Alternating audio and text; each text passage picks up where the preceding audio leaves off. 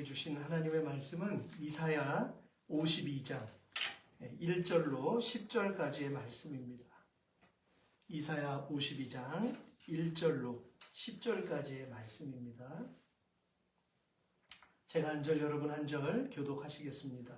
시온이여 깰지어다 깰지어다 내 힘을 낼지어다 거룩한 성 예루살렘이여 내 아름다운 옷을 입을지어다 이제부터 할례받지 아니한 자와 부정한 자가 다시는 내게로 들어옴이 없을 것이니라. 너는 티끌을 털어버릴지어다 예루살렘이여 일어나 앉을지어다 사로잡힌 딸 시온이여 내 목에 줄을 스스로 풀지어다. 여호와께서 이와 같이 말씀하시되 너희가 값없이 팔렸으니 돈 없이 속량되리라.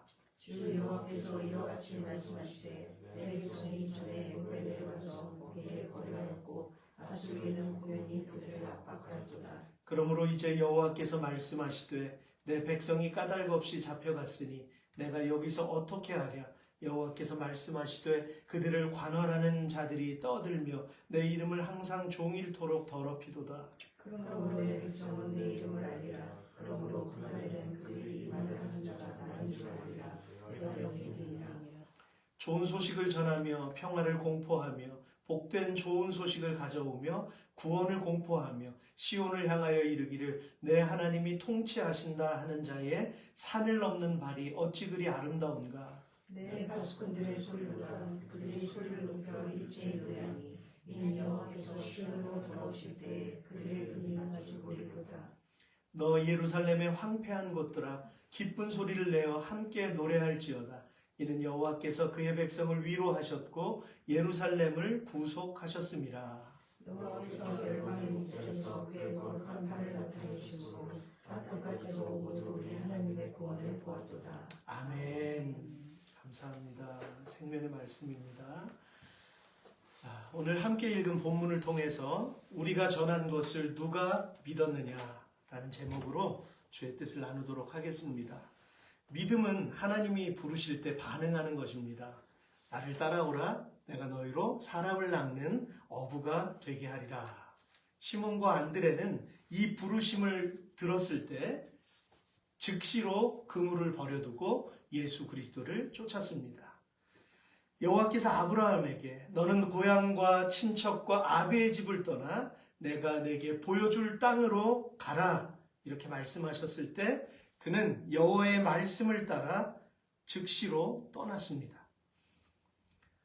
또한 사마리아에서 복음을 전하던 빌립에게 주의 사자가 나타나 일어나서 남쪽으로 향하여 예루살렘에서 가사로 내려가는 길까지 가라. 이렇게 말씀하셨을 때 그는 즉시로 광야로 나아갔습니다.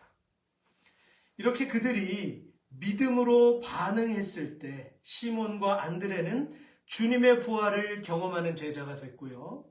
아브라함은 언약의 가문을 이루는 믿음의 조상이 되었으며 성령의 음성을 들었던 빌립은 에디오피아 내시에게 복음을 확증시켜주는 놀라운 계기가 되었던 것입니다. 지금 그 에디오피아의 주 종교가 뭘까요? 기독교입니다. 이슬람처럼 느껴지실 것 같아서 말씀드리는 거예요.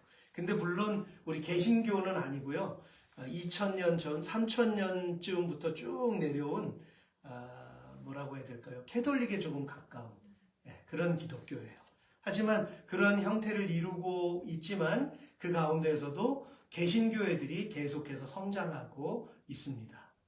이런 것을 보면은요, 성경이 우리에게 얼마나 진실된 역사인가를 계속 증명해 주고 계셔요. 그죠? 이렇게 그들이 믿음으로 반응했을 때 놀라운 일들이 일어났다라고 하는 것입니다. 하물며 저와 여러분들이겠습니까? 저와 여러분들도 순전한 믿음으로 즉시로 반응하면 하나님께서 놀라운 은혜를 경험하게 해주실 줄로 믿습니다. 성경은 이 밖에도 수많은 사람들의 믿음의 반응을 통해서 하나님의 역사를 만든 그 사실만을 전하고 있죠. 그들은 한결같이 음성을 들은 이후에는 삶의 방향이 바뀌었습니다. 혹시 개인적인 계획이 있으십니까? 여러분들 개인적인 원대한 계획들이 있으실 거예요. 그러나 여러분들이 살아보면 아시겠지만 하나님께서 계속 수정을 시켜주세요. 계속 바꾸십니다.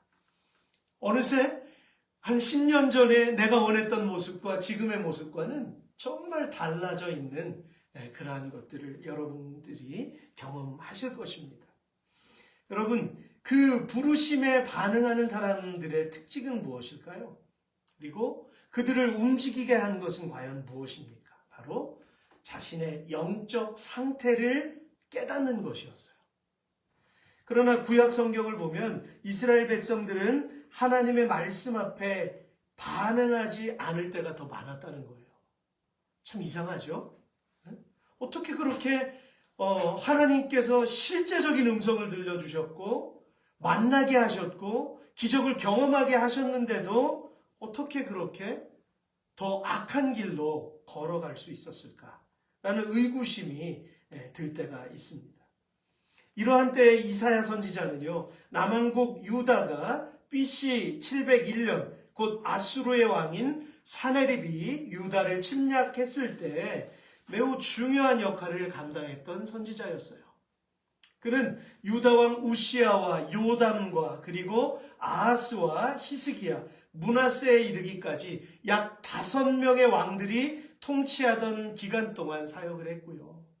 여러분, 나단 선지자가 다윗과 늘 이렇게 친근하게 동행했듯이 이 선지자도 왕궁을 거침없이 드나들었어요.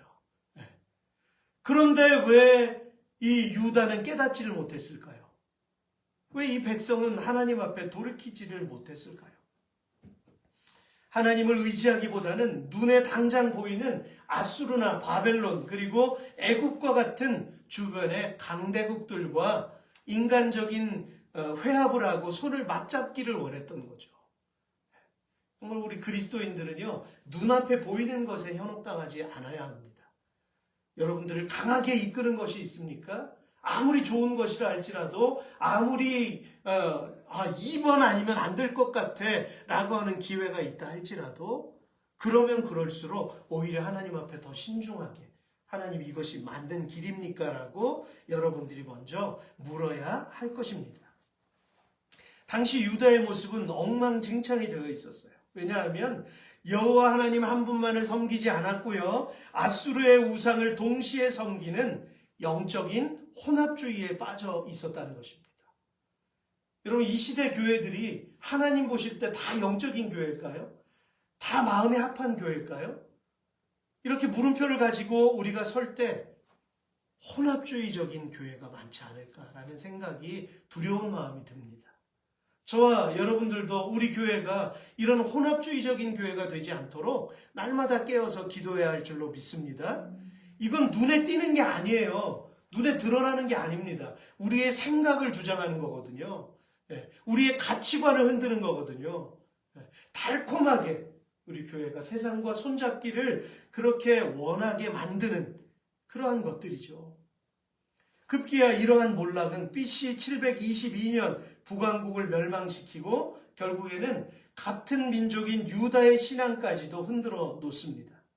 그들은 모세를 통해 받았던 신의 산의 언약들을 점점 잊어버리고 말았던 것이죠.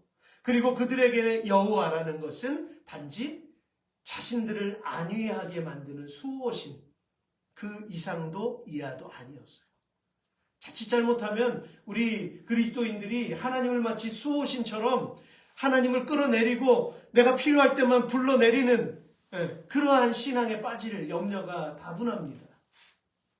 이 세대가 손만 뻗으면 우리가 취할 수 있는 것들이 얼마나 많아요. 그죠? 어떻게 보면 예수 믿는 것이 우리 어머니, 아버지 세대보다 더 힘든 세대인 것 같아요. 우리를 유혹하는 것들이 너무 많기 때문이에요. 무엇을 보는가에 따라서 보는 그 형상들이 내 머릿속에 잔상으로 남잖아요. 이 세대가 얼마나 볼거리가 많습니까? 근데 그 많은 볼거리 중에 하나님의 말씀을 거기에다가 세워놔야 되는데 많은 것들이 우리를 현혹하고 혼란에 빠뜨린다라고 하는 거죠. 그러니까 이 말씀은 주기적으로 읽어야 되는 거죠. 그죠? 미간에 붙였던 것처럼 왜 하나님은 굳이 귀찮게 이 이마에 붙이라고 하시고 왜 손목에 박스를 만들어 가지고 달라고 하시고 그죠? 왜 그렇게 하셨을까요? 그렇게 하지 않으면 도저히 가망이 없는 사람들이기 때문에.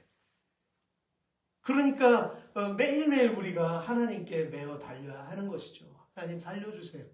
내 영이 너무 혼란스럽습니다. 주님 앞에 서야 되는 것입니다. 그런데도 이스라엘 백성들은요, 자신들의 영적인 상태와는 상관없이 이런 자만에 빠졌어요. 우리는 법궤가 있기 때문에, 우리는 성전이 있기 때문에, 우리는 싸움에서 절대로 패하지 않아. 우리는 하나님께서 날마다 붙들어 주실 거야 라고 하는 헛된 확신에 빠졌던 거예요. 우리도 이런 헛된 확신에 빠질 수 있습니다. 내가 한번 예수 믿는다고 고백하고 세례받으면 다 구원 받습니까? 아니죠. 네. 근데 그런 착각에 빠져서 산다니까요. 네. 날마다 주님 앞에 거듭나야 합니다. 아멘이시죠? 날마다 거듭나야 되는 거예요. 네. 이 싸움을 매 끝까지 싸워 나가야 하는 것이죠. 네. 그들에게는 하나님께서 다윗과 맺으신 약속을 통해 메시아가 오실 것이라는 생각 때문에 다윗의 등불을 꺼뜨리지 않으셨다. 우리 유다, 적어도 저 북왕국 이스라엘은 저렇게 패망하고 나아가지만 적어도 우리 유다 왕국은 다윗의 등불, 언약이 있기 때문에 절대로 망하지 않아. 이런 헛된 확신에 사로잡혔을 때 어느 날 멸망당하게 되는 거죠. 성전에 칠해져 있던 그 금 칠해놓은 것을 다 긁어가지고 다 가져갔어요. 성전 기명들 다 뺏겼어요. 다 불태워지고요. 하나님이 살아계시다면 왜 이런 일이 일어날까요? 하나님 살아계시기 때문에 이런 일이 일어난 거예요. 하나님의 말씀에 순종하지 않았기 때문에 이런 일이 일어난 거죠. 여러분, 이사야는 누구보다도 메시아를 가장 많이 선포했던 인물이었고요. 그는 이스라엘 사람들이 놓치고 있던 생각들을 말해 주었는데요. 앞으로 오실 메시아는 그들이 바랬던 것처럼 휘황찬란한 나팔 소리에 등장하는 메시아가 아니라 어떤 메시아입니까? 낮고 천한 곳에 아주 작은 모습으로 오시는 메시아다라고 하는 것을 이 이사야가 증거했던 것입니다. 53장 2절과 3절 같이 읽겠습니다. 시작. 그는 주 앞에서 자라나기를 연한 순 같고 마른 땅에서 나온 뿌리 같아서 고운 모양도 없고 풍채도 없은즉 우리가 보기에 흠모할 만한 아름다운 것이 없도다. 그는 멸시를 받아 사람들에게 버림받았으며 간고를 많이 겪었으며 질고를 아는 자라. 마치 사람들이 그에게서 얼굴을 가리는 것 같이 멸시를 당하였고 우리도 그를 귀히 여기지 아니하였도다. 사람들의 눈에는 귀히 여김을 받지 못할 만큼의 천한 모습으로 이 땅에 오셨다라는 거예요. 메시아가 오신다라는 거예요. 이렇듯 하나님의 생각과 사람들의 생각은 달랐던 것입니다. 예수 그리스도는 다윗의 가문으로 이 땅에 오셨지만 그러나 왕궁에서 태어나지 않으시고 비천한 마구간에서 태어나신 거죠. 동방박사들은 그 별빛을 보고 따라와서 어디로만 먼저 갔습니까? 왕궁으로 갔잖아요. 왕궁에서 태어나실 줄 알고. 그러나 마구간에서 태어나셨어요. 그러면 본문에 선포된 하나님은 어떤 분이십니까? 사랑과 긍휼의 하나님이시고요. 그분은 우리의 연약함을 이해하시며 모든 인간의 고통을 직접 경험하신 분이세요. 누가 예수님보다 더 큰 고통을 겪었겠습니까? 그죠? 우리는 주님과 비교할 수 없어요. 내가 가진 고통은 주님의 고통과 감히 견줄 수 없는 그러한 연약함입니다. 그러므로 히브리서 4장 15절에서 이렇게 전합니다. 우리에게 있는 대제사장은 우리 연약함을 체휼하지 아니하는 자가 아니요 모든 일에 우리와 한결같이 시험을 받은 자로 돼 죄는 없으시니라. 아멘. 똑같이 시험을 받고 똑같이 고통을 받았지만 죄는 없는 분. 그렇기 때문에 그분이 오셨어야만 했던 것입니다. 여러분, 이스라엘과 유다의 패망은 끝이 아니었고요, 영원한 저주가 아니었습니다. 바로 이스라엘을 품으신 하나님의 사랑과 자비의 계획이 있었기 때문이죠. 물론 그 당시의 백성들은 끝이다라고 생각했을 수도 있어요. 그러나 이 하나님의 계획은 끝이 아니었습니다. 그러므로 우리는 본문 1절과 2절에서 이스라엘을 회복시키시려는 여호와의 강한 의지가 들어있다는 것을 알게 되는데요. 우리 같이 읽겠습니다. 시작.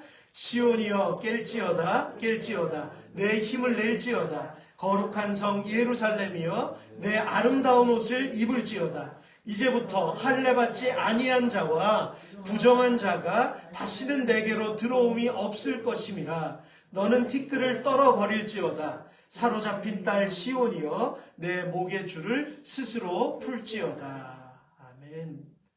여러분, 이 모습은 어떤 상태입니까? 바로 하나님의 거룩한 자녀가 이방인의 노예로 끌려가서 짓밟힌 상태입니다. 지금 그들의 모습은 온몸이 상하고 일어날 힘이 없어서 잠들어 있는 상태인 것이죠. 그러나 이제는 죄에 목매어 있는 줄을 스스로 풀고 힘을 내어서 원래 입어야 했던 거룩한 옷을 입어야 한다고 말씀하시는 것이죠. 즉 여호와께서는 회복의 메시지를 전하고 계시는데요. 이 메시지가 바로 구약의 복음입니다. 신약의 복음서가 4개가 있잖아요. 근데 복음서 하나를 더 붙이면 이사야서가 바로 5번째 복음서가 될 수 있어요. 그래서 그 어떤 선지서보다도 예수 그리스도에 대해서 계속해서 강조하고 계시다는 것을 꼭 기억하시기를 바랍니다. 여러분, 이 메시지는 복음이에요. 너희가 값없이 팔렸으니 돈 없이 속량되리라 말씀하셨기 때문이죠. 하나님은 불순종하고 고집센 남유다를 바벨론에게 넘기셨어요. 그러나 이스라엘에게는 이것이 죄의 대가였지만 바벨론의 입장에서는 바벨론은 아직 대가를 지불하지 않은 것이었기 때문에 바벨론은 나중에 어디에 의해서 멸망당합니까? 바사에 의해서, 페르시아에 의해서 멸망당하잖아요. 공평하게 바라보면 이스라엘은 하나님 앞에 범죄했기 때문에 이 바벨론의 채찍을 들어서 이스라엘을 쳤지만 그 이스라엘을 친 바벨론은 하나님의 백성들을 쳤기 때문에 이 사람도 대가를, 이 민족도 대가를 지불받아야 됐어요. 누구에 의해서? 바사에 의해서. 이렇게 이스라엘을 하나님께서는 아무런 대가 없이 속량시켜 주십니다. 하나님의 때에. 일찍이 이스라엘은 애굽에서도 속박당했었는데요. 계속해서 아수르에게 속박당하고 바벨론에게 멸망당하고. 그런데 훗날 바벨론 사람들은 까닭 없이 이스라엘 백성들을 잡아 억압하고 여호와 하나님의 이름을 피조물과 같이 업신여김을 하나님께서는 간과하지 않으신 거예요. 다니엘과 세 친구들이 그 느부갓네살 왕과 막 친근하게 이렇게 하는 부분들이 물론 있지만 여러분, 기록에 의하면 느부갓네살 왕은 아주 포악한 왕이었다고 해요. 하나님의 그 은혜로 이러한 사건들이 있었지만 그럼에도 불구하고 전체적으로 보면 이 나라들은 아주 강포한 그러한 나라들이었다라고 하는 거예요. 그래서 하나님의 이름을 업신여기고 그들은 심판과 멸망을 받게 되었죠. 결국에 그들은 역사의 주관자이신 살아가신 하나님을 알게 되었던 것입니다. 성도 여러분, 오늘 하나님께서는 저와 여러분들에게 그분 자신의 이름을 선포하고 계시는데요. 이 세대 역시 점점 하나님의 이름을 잃어가고 있기 때문입니다. 여러분 지금 우리 자녀 세대들이 새로운 세대잖아요. 지금은 MG 세대보다는 이제 G 세대가 계속해서 막 성장하고 있잖아요. 하나님을 알지 못하는 세대들. 왜 알지 못하겠어요? 이 선교사들을 파송한 이 나라가 왜 이렇게 됐을까요? 교회들이 점점 비어가고 부모 세대가 점점 복음을 잃어갔기 때문에 자녀 세대들은 하나님의 이름을 알 리가 없죠. 예수의 이름을 알 리가 없어요. 그래서 지금 이 세대를 미전도 종족이라고 합니다. 그래서 여러분 우리 교회도 앞으로 이제 선교도 후원하고 우리가 가능하면 선교하는 그 자리에도 같이 동참하게 될 것인데 여러분 꼭 비단 멀리 가서만 선교가 아니라 지금 우리 주변에도 미전도 종족이 너무나 많다는 거예요. 그러니까 무엇이 중요합니까? 우리 마음 가운데 뜨거움이 중요한 줄로 믿습니다. 도저히 전하지 않고는 견딜 수 없는 마음으로 우리를 변화시켜서 우리가 계속해서 이 자리를 채워나가야 할 줄로 믿습니다. 그러므로 6절에서는 이렇게 강조하며 말씀하세요. 그러므로 내 백성은 내 이름을 알리라. 그러므로 그날에는 그들이 이 말을 하는 자가 나인 줄을 알리라. 내가 여기 있느니라. 여러분 하나님이 이 자리에 계신 줄로 믿습니다. 우리를 죄에서 속량하시는 하나님의 이름을 아는 것, 그것이 가장 큰 기쁨인 것입니다. 계속해서 이어지는 본문 7절의 말씀은 그 복음의 메시지가 과연 우리에게 어떤 것인지를 잘 드러내고 있는데요. 우리 같이 읽겠습니다. 시작. 좋은 소식을 전하며 평화를 공포하며 복된 소식을 가져오며 구원을 공포하며 시온을 향하여 이르기를 내 하나님이 통치하신다 하는 자의 산을 넘는 발이 어찌 그리 아름다운가. 아멘.